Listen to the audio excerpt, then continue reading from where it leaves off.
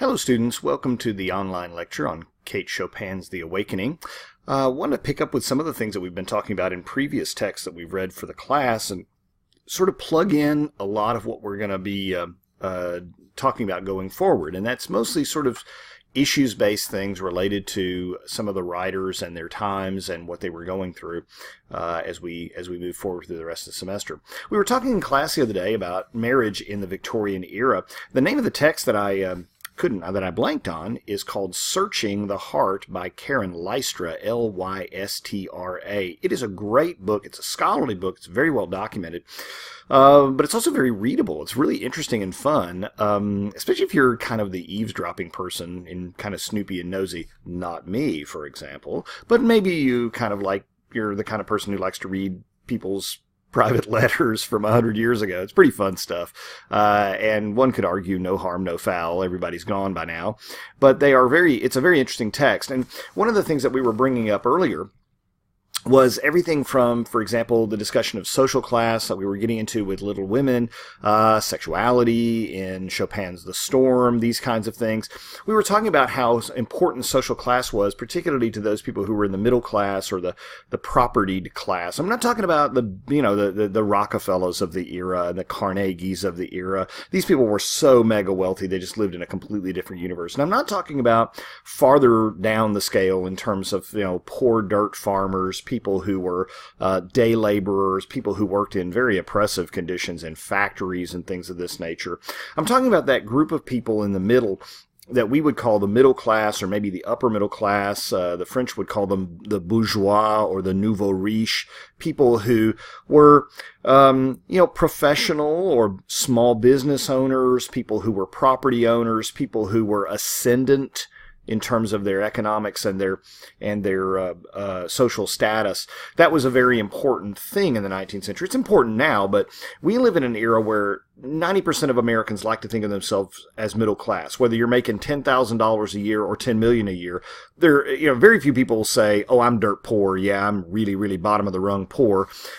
Even though it's apparent to some of us that, wow, how do they even get by? And there are a lot of people who you say, "Oh, come on, man, you make like $10 million a year and you're middle class." Well, I'm from humble beginnings, blah blah blah. It's like, dude, you're rich.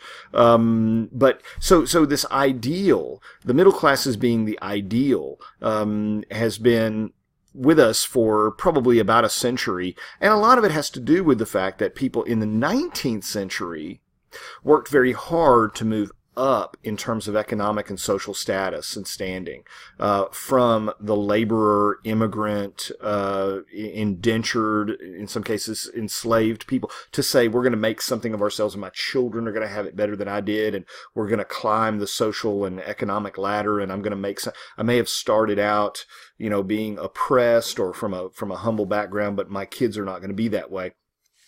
And so the sort of social upward mobility that was a phenomenon in the 19th century as being somewhat new, frankly. You go back several hundred years, especially in Europe, in the Western world, people pretty much were born to a certain class. They stayed in that certain class for generation after generation after generation.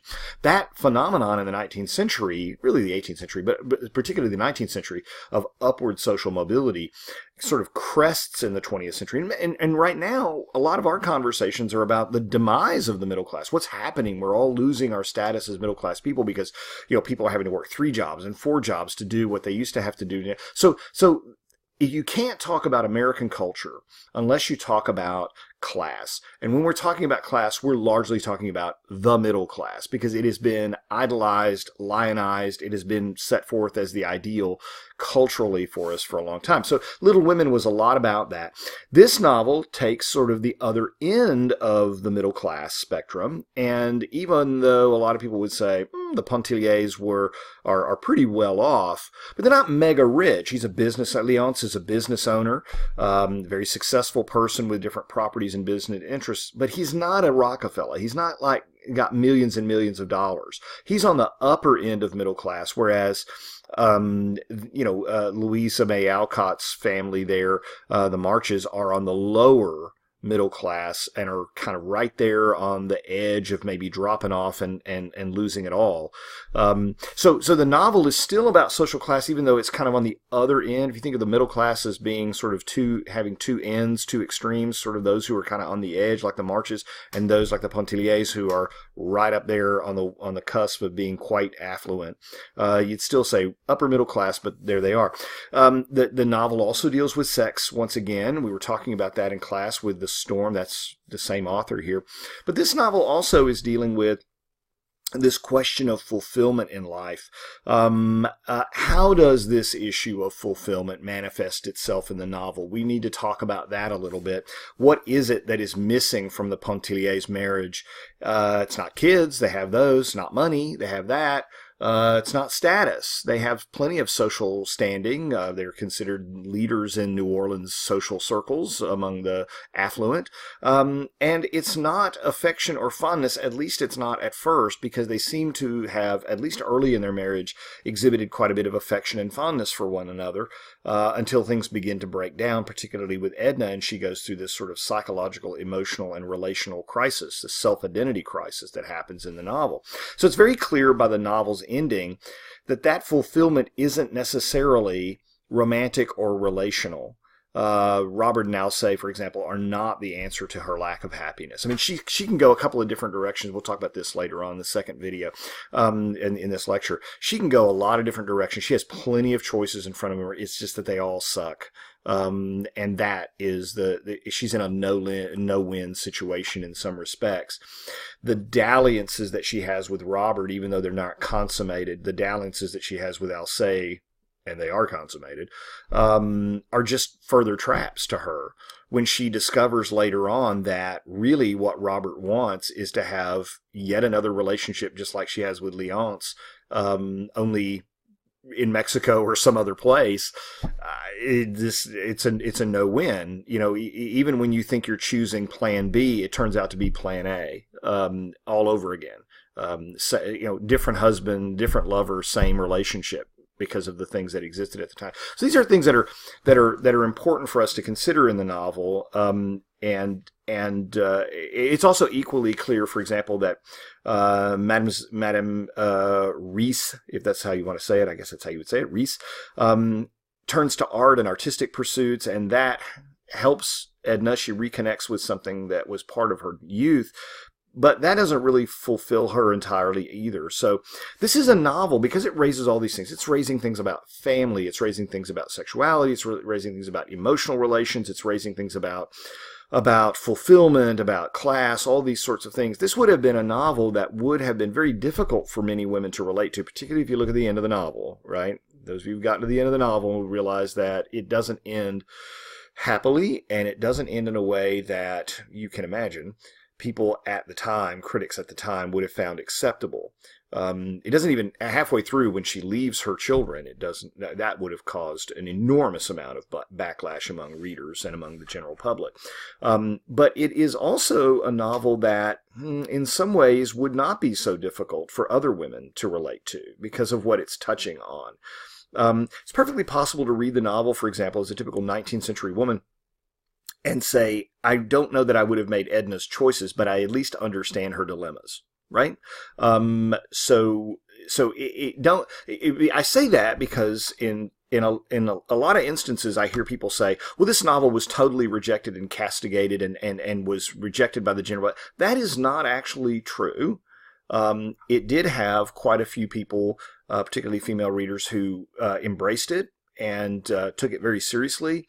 There were, of course, a lot of people publicly who said it's horrible. How could a woman leave her family like this and care nothing for her children? And you have to understand in the 19th century, the Victorian era, how very, very seriously people judged women who did not live up to the idealized standards of motherhood and womanhood. It's tough today. Women are very much judged by their children and their children's behavior. I mean, just think about it. Every time some kid acts out, everybody always says the same thing. Well, it's the parents. It's the parents. And frequently they don't mean just the parents. Frequently they mean primarily the mom, right? Well, what do you expect? She's on her dadgum iPhone all day long. She never looks after the kids and all this kind of stuff. And, she's a horrible mother and things like this. We come down on dads for being deadbeat dads. That's true. That's true. And we're pretty harsh on dads who are disconnected and whatnot. But we're really harsh on women who do it, because it seems to us, rightly or wrongly, people will say it's so unnatural for women to abandon their children, to run away, to not connect with their children and not care for them. In some ways, we just do that. So you can imagine that the novel was one that among certain people was considered just anathema. But don't let that fact persuade you that it was a totally rejected piece, even in its own day. So that's one thing. Second thing I want is a caveat in the context of talking about the Victorian era and all these kinds of issues.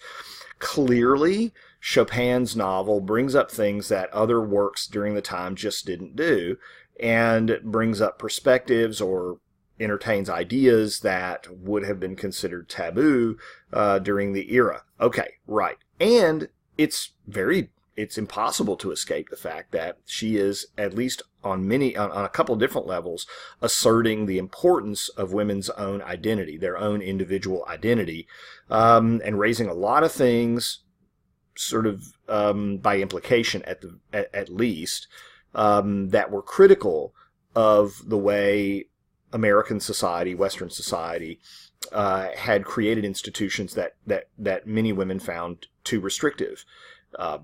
So, as a result, there are a lot of feminist critics who have just really loved and championed Chopin, and for very good reason. She is an interesting person in that regard.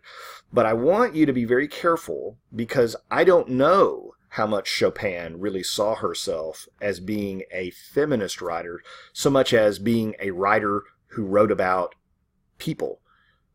It's very easy, I think, in the last 40 years or so, since people have gotten on to studying Chopin so much more than they did 100 years ago. Really, it's true. I mean, when in the 70s is when Chopin really became much more sort of rediscovered in a way, that she has become a feminist icon. But and as much as she's important in that regard, I think it's very easy for us to see her as a feminist icon rather than as simply a writer who wrote about people and not necessarily about causes.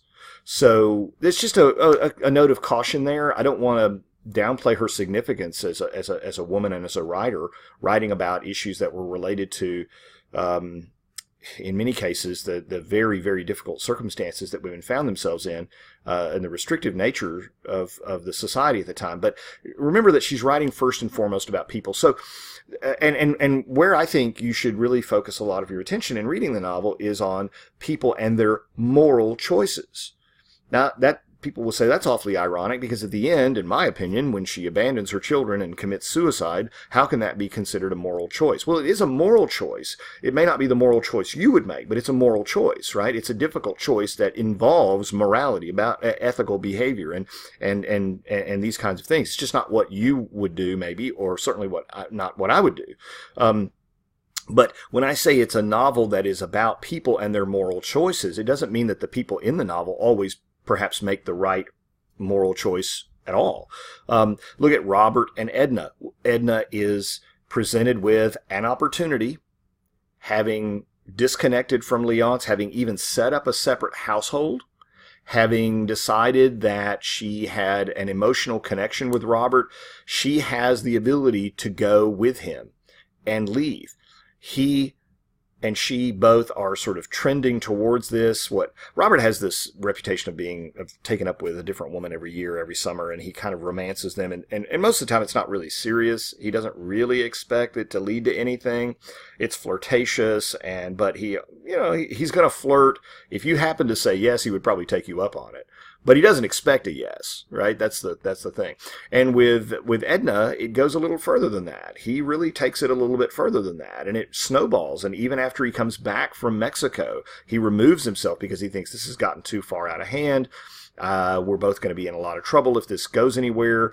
I don't want to ruin her life. I got to go make something of myself. The whole thing. That's why he goes to Mexico, is to sort of take a step back from the relationship and then go and try to make some money and make something of himself and come back, and maybe she'll think more of him that way. But look at what he's doing. He's sort of retreading, or trying to retread, the relationship she has with Leonce. Leonce is a very successful person, very business-wise. He has money, he has respectability, he has focus, and all these kinds of things. What does Robert do except to go and try to make himself another Leonce? Not intentionally, but he comes back and he says, I am now back. Now I am more respectable. Now I have money. Now I have things. Now I have gone out and slayed the dragon and dragged the meat back to the cave. I will be a good provider for you, whereas previously I was just some dude to flirt around with. And so I would want you to marry me. Not just go off and live with me, but get divorced and marry me. And she just, the instant, it almost as though a board smacks her in the face when he says it, and she just instantly recoils and says, oh my gosh, I've had that. That's not what I want. I definitely don't want that. And so, of course, things, kind of deteriorate and fall apart after that with them.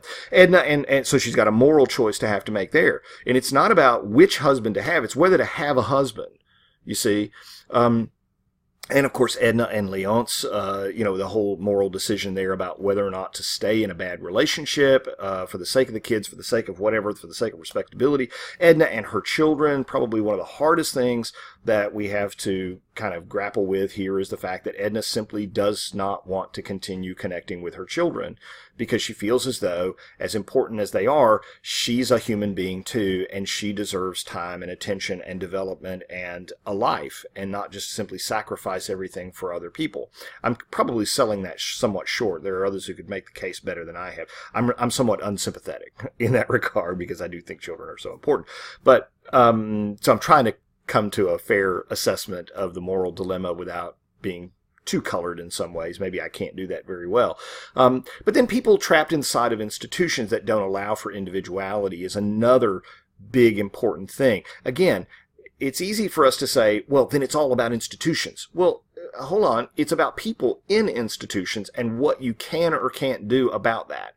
And what you can or can't do about the fact that certain institutions, marriage is one, there are others, right? There's the whole social fabric that you're part of. That's an institution as well. The class system that you're a part of is an institution. Religions are institutions, so on and so forth. So let's just don't focus on one actual institution. But the question, the broader question of how do people respond when they feel trapped inside of institutions that don't allow for their individuality, that is itself a part of the novel.